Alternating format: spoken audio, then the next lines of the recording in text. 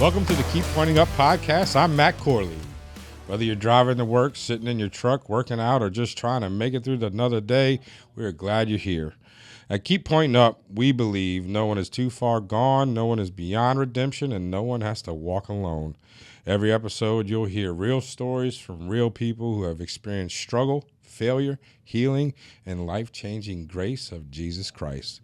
As we like to say, our stories are all the same. The details are just different.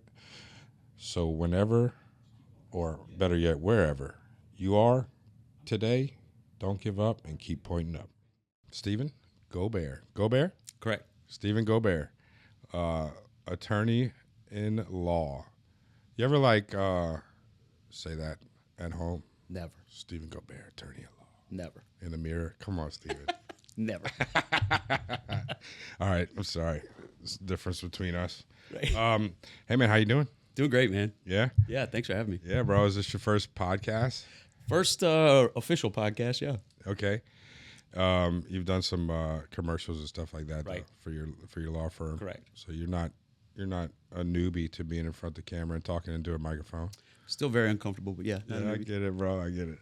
All right. So tell us, what is your role, if any, or how did KPU come about for you? Man, so last fall, I was going through a very difficult time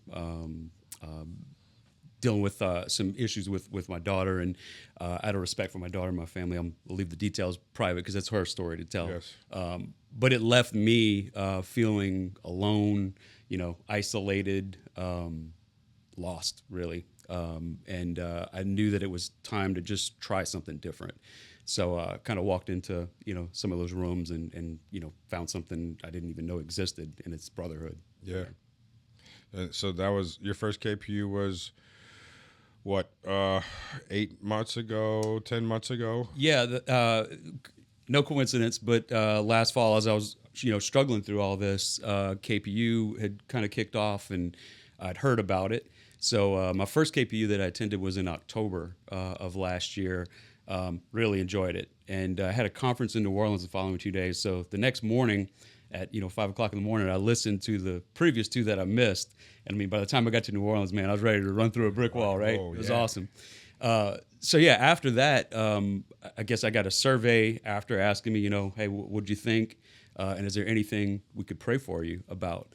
And again, desperate for change, right? I typed out in graphic detail, what was happening, what I was struggling with, and so on and so forth.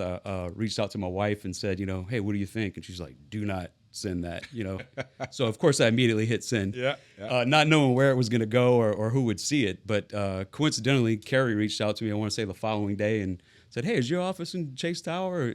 Sure enough, it was. It's like, well, we have a weekly men's group that meets on Friday mornings. You should come. So it's like, yeah, absolutely, man. I'll be there the following Friday. And again, no coincidence. The night before I was supposed to go there, things got really difficult, really, really dark, really scary, man. Woke up the following morning crying, with my wife's hand on my back, almost kind of pushing me out the bed.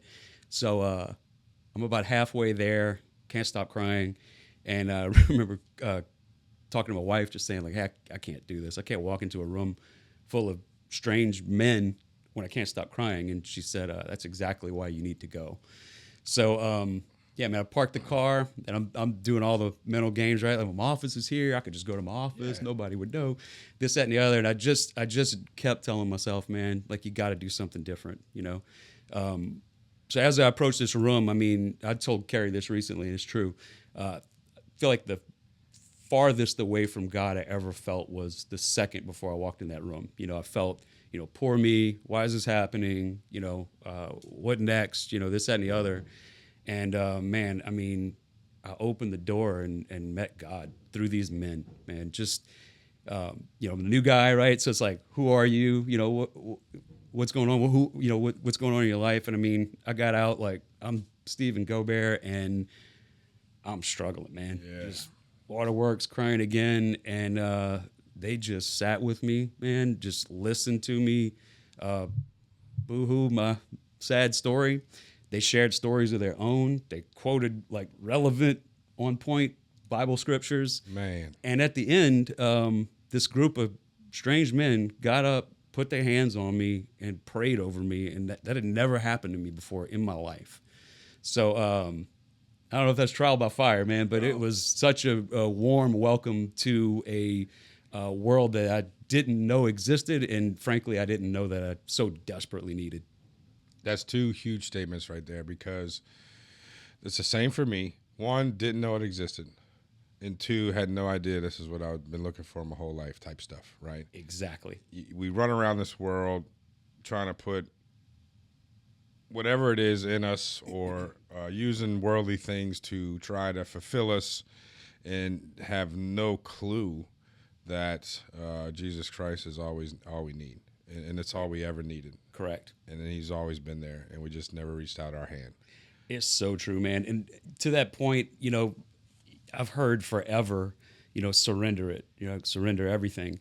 And I have said out loud to, more people that I can count, like, what does that mean? Like as a man, as a husband, as a father, like you can't just, Jesus take the wheel, right? Yeah. Like you have to do something. So what does it mean to surrender? And I learned it literally that day, that, you don't have to carry this alone, that there are other men out there struggling in a similar way. Or I love how Carrie says, our stories are the same, the details are different. Like, Yes. Man, that's so true, Yep. right? No matter what the specifics are, man, it's like every man driving in his truck alone, every man putting his head on his pillow at night alone. Like we're all the same, man. Yeah. And I think for men, especially dads, you want to fix everything, Yeah. right? And it's, when you're faced with something that you literally cannot fix, like what do you do, Yeah. right? And I think, again, that was the moment that I realized, what surrender meant. Even to finish this particular day, that afternoon, my wife and I went to Girard Park and just kind of walked around, talked, prayed out loud for the first time ever together. And literally just begged God for a chance. That's it. Drove her back to her office, dropped her off, drove to my office. 2 minutes later, got out of my car, got an email. Prayers are answered, literally. With the situation. Yes. Quit playing, man. Not playing. Go. Yeah.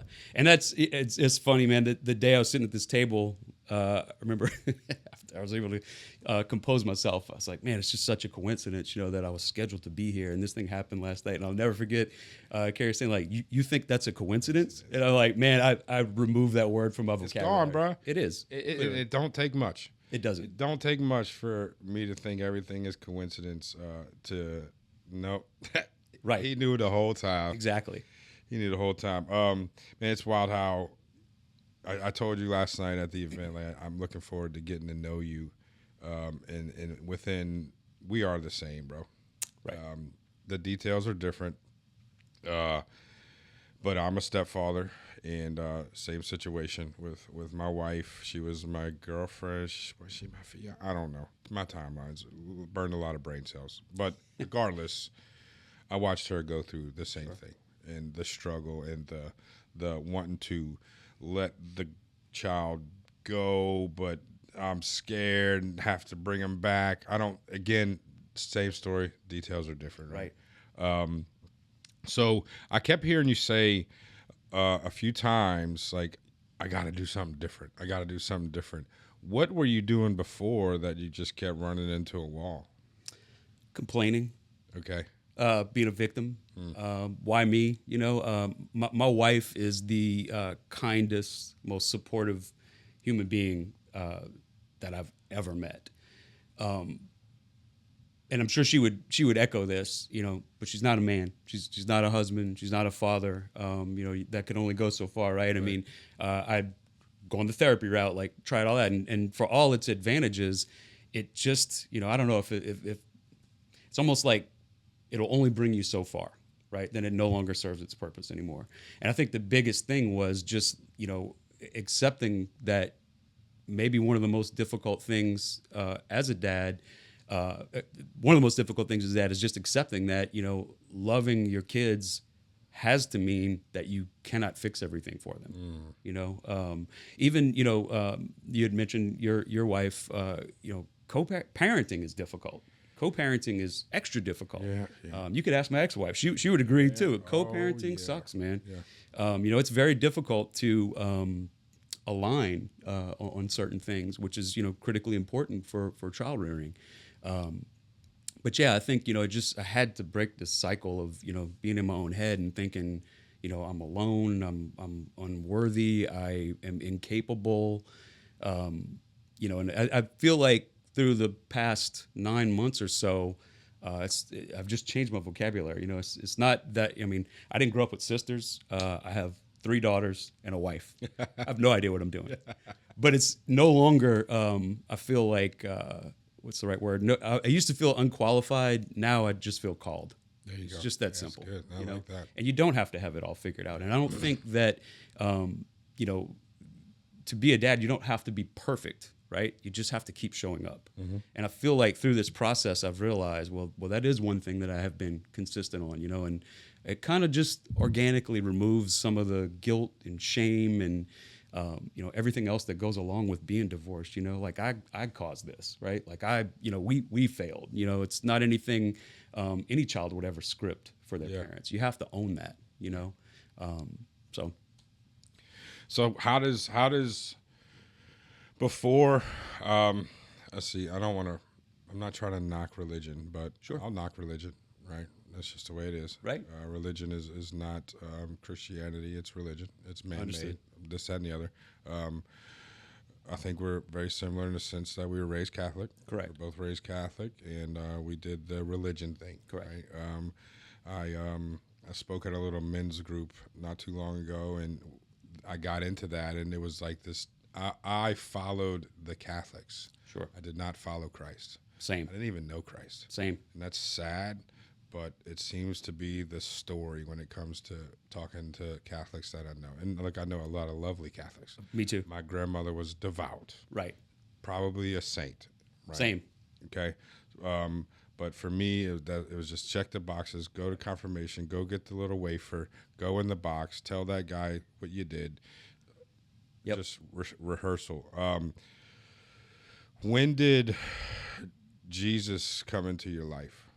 Or when did you finally accept Jesus into your life? That'd be the best way to put that. Yeah. Or when was I saved? I guess, right? Yeah. October 31st, 2025, last year, the day that I walked into that room. day you But you know, I like you. I was raised Catholic. I was baptized as a baby. Went through confirmation, checking boxes, and I mean, I'll openly admit, like even way back when I started attending these men's groups, you know, I used to say I'm a recovering Catholic, and I don't know how to pray. And I don't know what it means to have a relationship with God, you know. And I've learned over the past 9 months, you know, exactly how different that is from checking the boxes, you know, feeling like you have to earn your salvation, which is impossible. Not cool. Yeah, it's impossible. And I feel like when you have that mindset, at least for me, you know, I can only speak for me. Like you, I know tons of Catholic. My whole family's Catholic. Love them to death. But for me, I felt like that earn it approach cost you something, right? Like every mistake you made, or for me, I just felt that much further away, you know, that much less worthy, just, you know, it's just this vicious cycle. And I don't know, I feel like I never, if I would have had a relationship with God, maybe it wouldn't have gone to that point. Yes, it's the well, I mean, for me, but for most, I believe that I speak to, it's well, if you don't do this, he don't love you. Right. It's like, oh my, if I miss confession this week, I'm in trouble. Like, Right. things are gonna be bad. He doesn't love me anymore. Like, it's just this. Sure. And that didn't work for somebody like me. It works for a lot of people. Correct. And I love it for them. But for somebody like me, this thing right here Yeah. gets the best of me really fast. Same. And if I think this all-loving, all-knowing, all-powerful thing doesn't like me, then he's going to use all his all-knowing and all-powerful against me. Correct. And that's not going to be. And how easy is that to accept? You know, when you're beating yourself up and you're having a hard time loving yourself, and you know you're not checking the boxes, you're not doing the things. It's like, where do you go with that? I'm terrible. Right. He thinks the same. So what's the point? Exactly. Right? Run away. Helpless. Yeah, man. So October 30th, do you know the date? I love that for you. Mine was like right around last year, June. I'm sure I could find the text messages. June 14th, I started building a relationship with Griff and texting him questions. Yeah. So my funny story is I got kicked out of Catholic school in 8th grade, Okay. Rummel High, whatever. Gotcha. And I'm sure, without a shadow of a doubt, that the majority of it was I was a pain in the butt. Right. Okay. But I also used to argue with the religion teacher. And I'm sure I had some pretty viable arguments, but I'm sure some of it was just to be a pest. Right. And I had so many detentions by I think it was coming up around February, March of the school year that they kicked me out of school. Wow. And that was like my severance of religion. I was done with it. I went to public school after. Right. I don't know where I was going with that. I had a moment there. That's what it was. That was like my severance of any type of religion. From there, man, I just had a moment, Stephen. I don't know where I was going with this. Griff, June last year. Yes, June. So, dude, I'm glad you're here. Thank you. Appreciate that. You got it. So, I decided to start asking Griff questions. Right. Okay. And my first response was, he's going to get mad. We're going to argue, and I'm going to walk out of this church. Sure. So that thought kept me from approaching Griff for probably 2 or 3 weeks. Of course. And of course, my wife, I'm sure, encouraged me to do so. She's encouraged me to do so much when it comes to my faith. Thank God for her. And I approached him, and I specifically asked him a question that I knew caused a problem in 8th grade. Yeah. And it was met with love, Right. grace, scripture, Mm-hmm. right? And like what he thought, like Griff's explanation, but more or less like, hey, go read this Yeah. and you'll get your answer. Right. And I was hooked, dude. I was like, man, like Right. all the answers are in this book. Like, Yep. because you always, we, especially being Catholic, I look up to these priests or whatever, like they have all the answers. Yeah. And no, they don't. They don't. Right? But that's who we start to worship is the guy in the robe when really we're missing the whole Yeah, 'cause point. you'd think they know everything. Yeah. Because it sounds great. Sure. Yeah. No, and my path isn't all that dissimilar. Like kind of same thing. I often say, I can't quote the Bible. My wife and I are actually reading it this year, like in pieces at a time. But yeah, I always say, in the book of somebody, it says something about whatever. But I can't. I'm always impressed by these guys. But you're right. I mean, the pastors at the Bayou are, man, just like us. They're the most humble, open, transparent, vulnerable, honest people. And like, man, that's so attractive, and the ability to point you to, hey, go read this. And, it answers the questions for you. That's from new for me. June till, and me and Griff's relationship is kind of not, I'm a member of the Harvest Center Right. Church now. So like I kind of lean on Pastor DK over there for the same things I was leaning on Griff. Nothing against Griff. Sure. Love Griff. I can't wait to see him Sunday when I go watch Pastor DK preach at the Bayou. Awesome. But it's the same stuff, man. He constantly sent me to the Word. Right. Like it was never, this is what I think or I know. Right.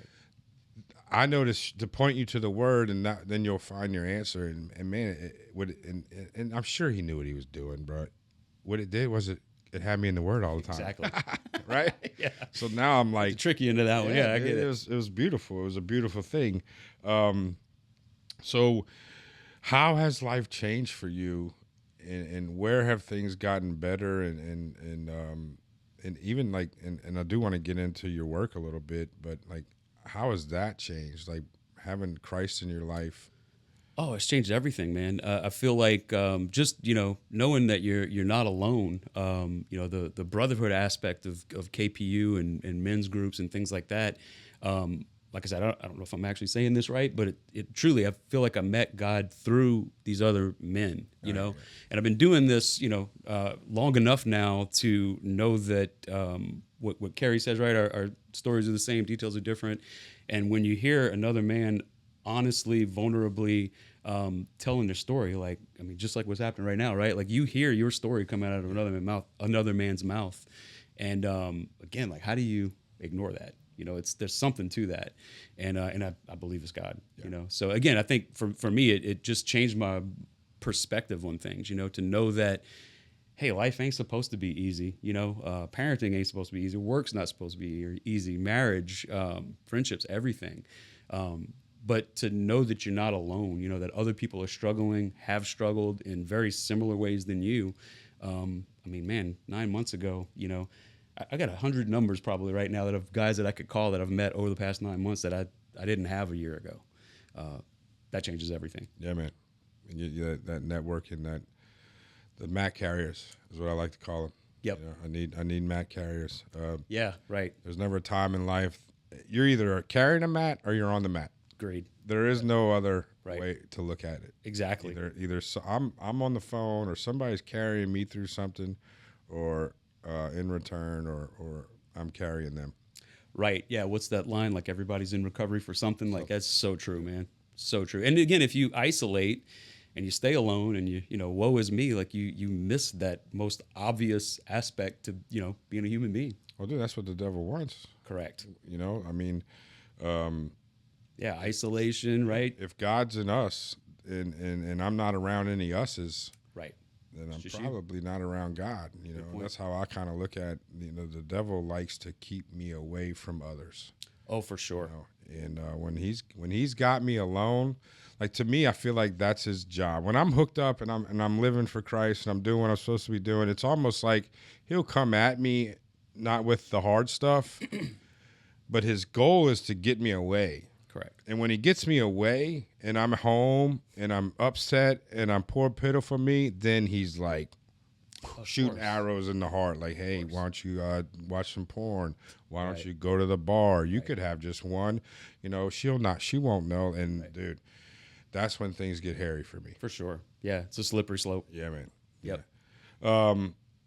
So KPU, tell me your thoughts. Tell me, like, what do you love about it? I mean, we could probably do an hour on that, but I'm sure. You know. Yeah, I think, you know, I guess my thoughts of where does this go from here? You know, I mean, it can reach any man, you know, alcoholic, addict, divorced dad, you know, married man who from the outside appears that he's got it all together.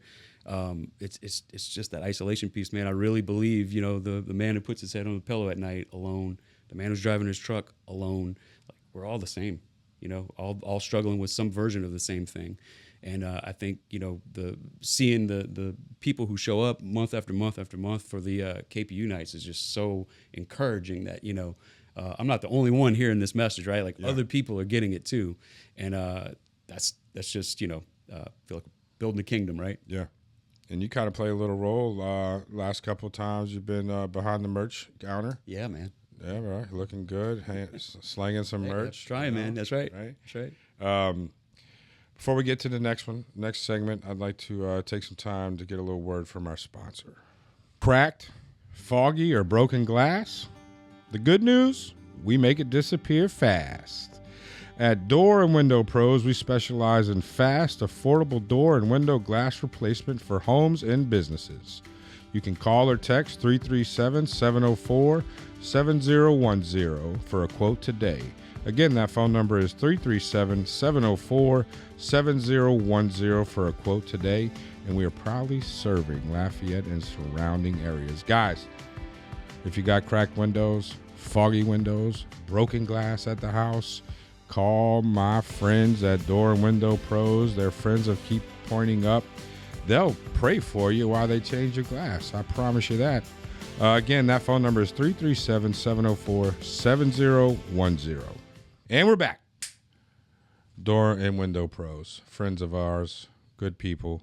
The owner can cook a slider too. Remember that? Truth. Yeah. I didn't want to admit that it was the best.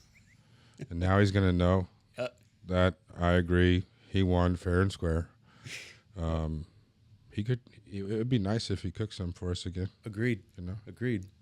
Please. So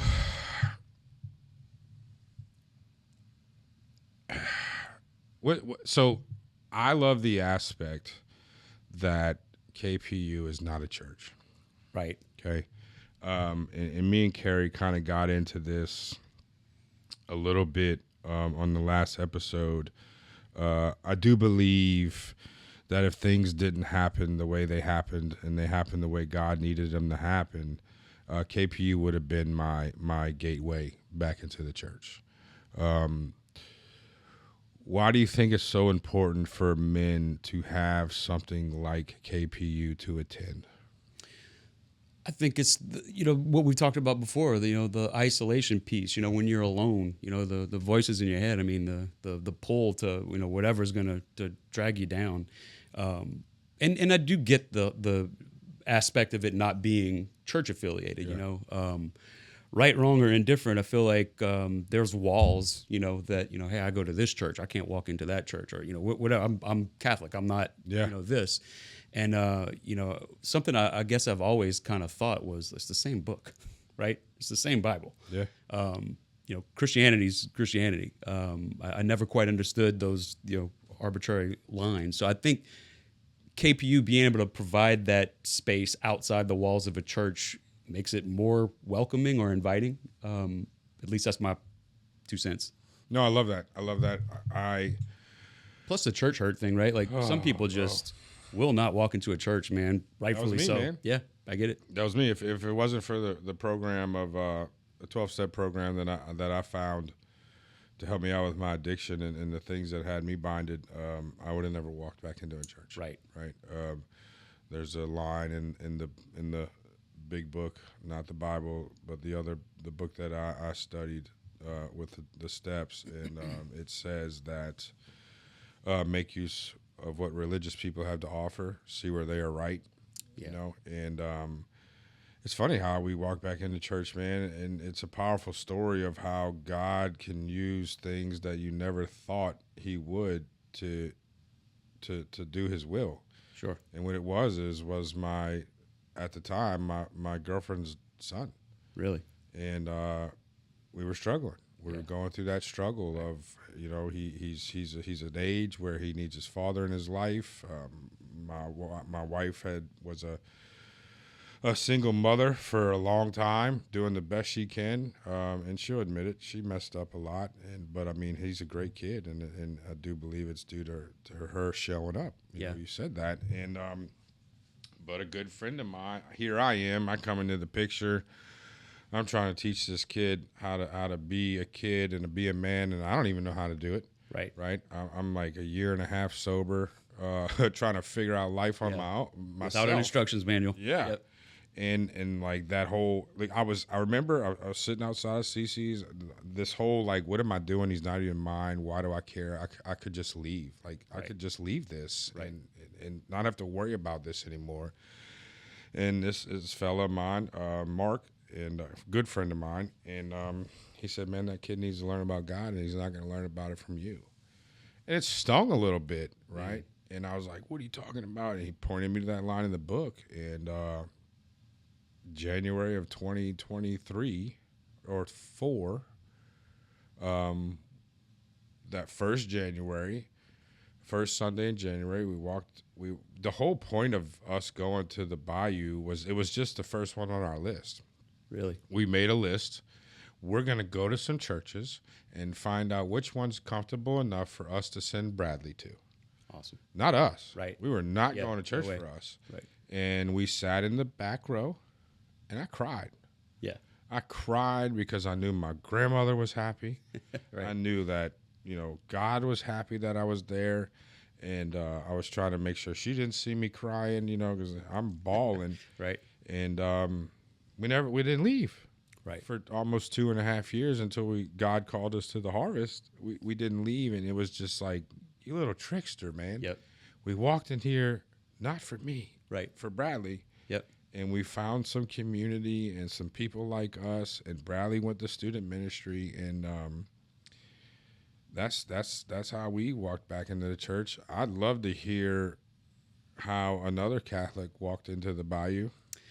You're not gonna believe this, but one of the last things my ex-wife said to me as our marriage was ending was that one day she will have a strong Christian man in her life, and it will not be you. Wow.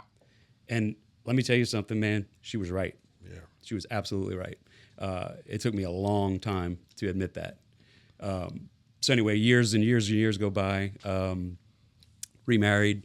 We're fostering our youngest daughter, who we in November of 2022 decided to adopt, and that was a huge process. I mean, struggling through parenting, white knuckling parenting.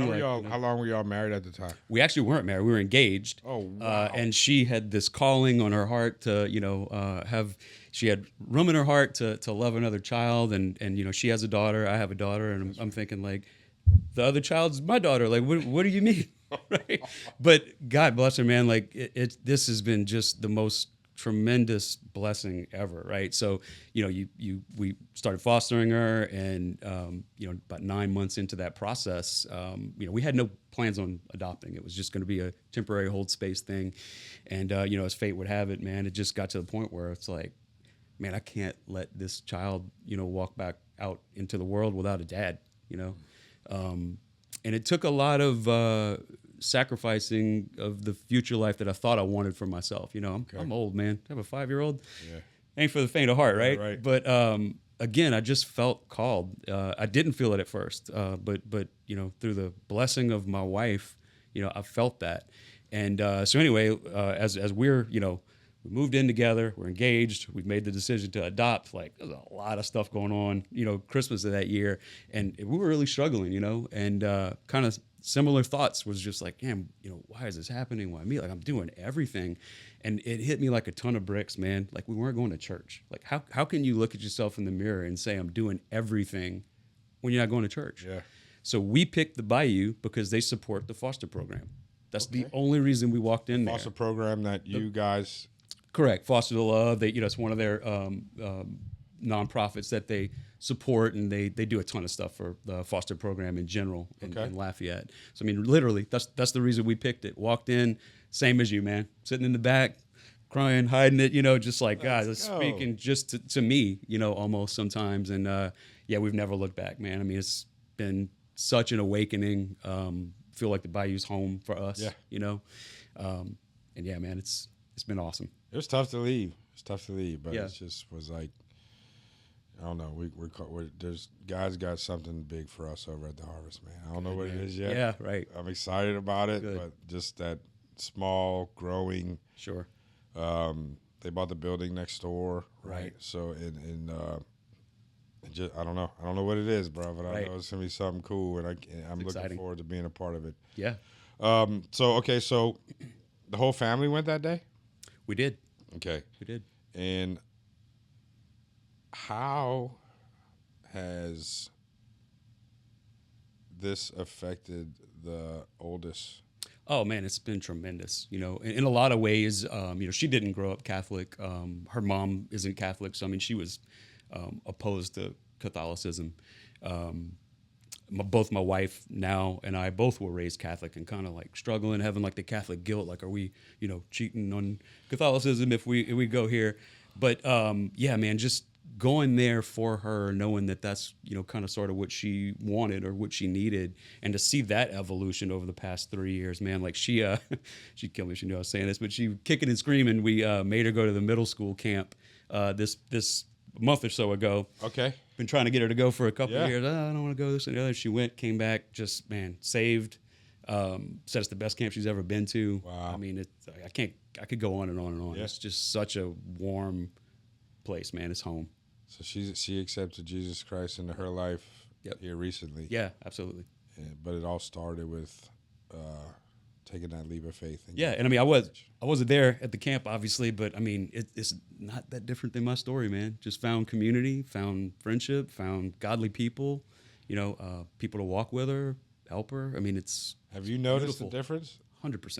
Man, that's so cool. 100%. Yeah, absolutely. That's so cool, man. So my dude, we are the same. That's wild. My stepson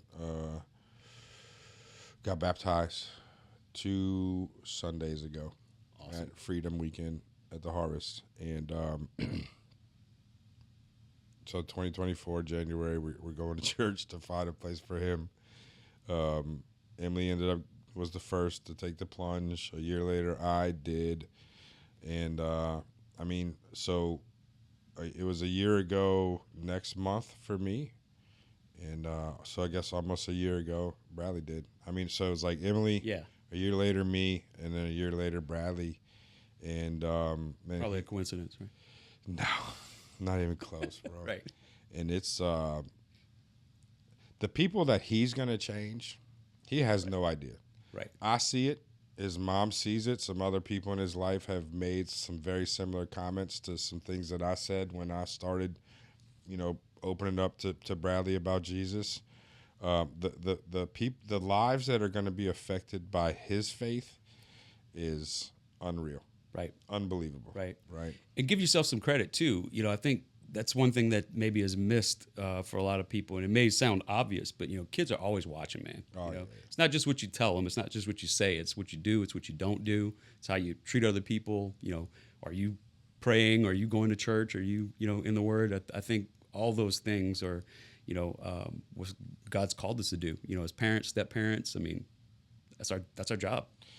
Yeah, that's the line that I have to tell. I look myself in the mirror and say, God chose you on the rough days. I'm like, why me? God Right. chose you, bro. Right, you're called. It's like, Yeah. all right, fine. Yeah. Right. Whatever you say. Yeah. Well, and I love that because just because you have figured it out doesn't mean the road gets any easier. No way, Doesn't dude. mean it's perfect. Dude. It's still hard. So I'm on this kick right now, and it's just been a hot topic lately because Bradley just got baptized, and let's just say it, he was being a turd, got off of his word and whatever. I truly believe that when the devil has you, he's like this. And this is based off of a buddy of mine, Mike, who gives this analogy. And then, like, he sees you praying and reading the Bible, and he's kind of like, hold on a second.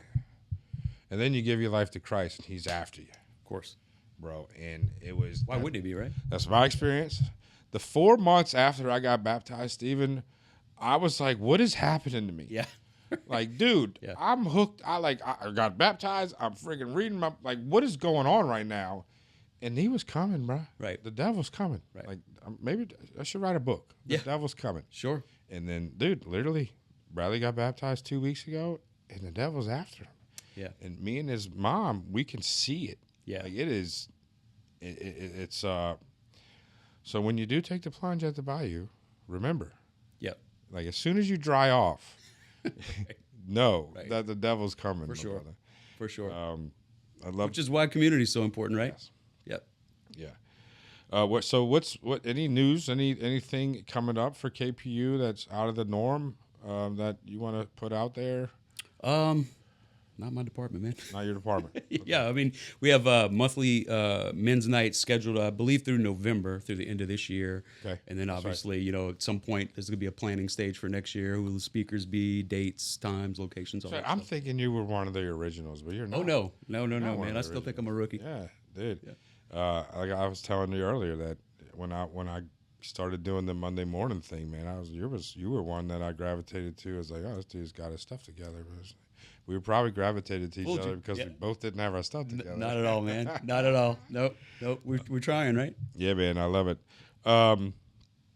Well, is there anything else that you want to put out there, say, talk about, give some words of encouragement, whatever, man? Yeah, man. I think to any man who's listening to this, who's maybe trapped by shame or guilt, whether it's alcoholism, addiction, divorce, like, man, he already knows.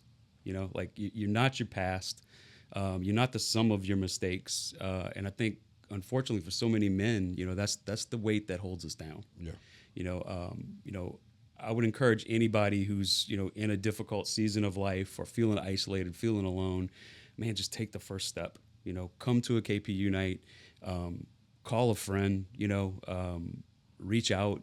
Just don't stay isolated. Like you said, that's where the enemy wants us. And I think all that's required of you is the first step, man. And you're going to see like God builds brotherhood, Yeah. and that's what helps us to weather the storm. So, yeah, man, for anybody who's out there on the fence, right? Devil owns the fence. That's right. Make the call. That's right. You know? He owns the fence. Yeah. So look, if you're watching, if you're a KPU a guy already, like, share, subscribe, comment. You play the role of getting this out there to people who are not in KPU yet. You have a responsibility and a purpose to share this, share KPU, what it's all about, and hopefully, not hopefully, I know if we get enough people to share about KPU, maybe put this video out there, share the clips, like the comment on the post, do all the stuffs. Somebody's going to see it and walk into that door next month and never leave. And when I think about that, or maybe when you think about that, you get to play that small, minute part of someone's life changing and bringing them to Christ. If I could add to Matt, Yeah, like, man. you don't have to have it all figured out, right? No. Like that's a big misconception too. I'm not worthy. I can't walk in there. I can't do any of that. Just do it, man. Like, if for anybody who feels like they're not worthy, they're fighting battles, carrying burdens, praying prayers nobody else knows about yet. Yeah. You are the target, man. You are the guy we want to walk into that door. Dude, you said it yourself. It's not a coincidence that you walked into a room, and I think you said 2 or 3 guys had gone through exactly what you go. Like, God Exactly. knows who to walk into a room. 100%. He knows what room you need to walk No into. coincidences, man. Yeah, don't think just because we're on TV in front of a microphone we have our stuff together. I do not. Not even close. Me neither. I'm still trying to figure out how to be a husband. I've been a husband for a year, and I think my wife would say I'm getting better at it. Right? I'm getting better at it. No comment. But hey, and look, brother, if you're out there, understand that Jesus died on the cross for you. Jesus loves you, and He wants you to come home. We love you. We'll see you next time, and have a good night.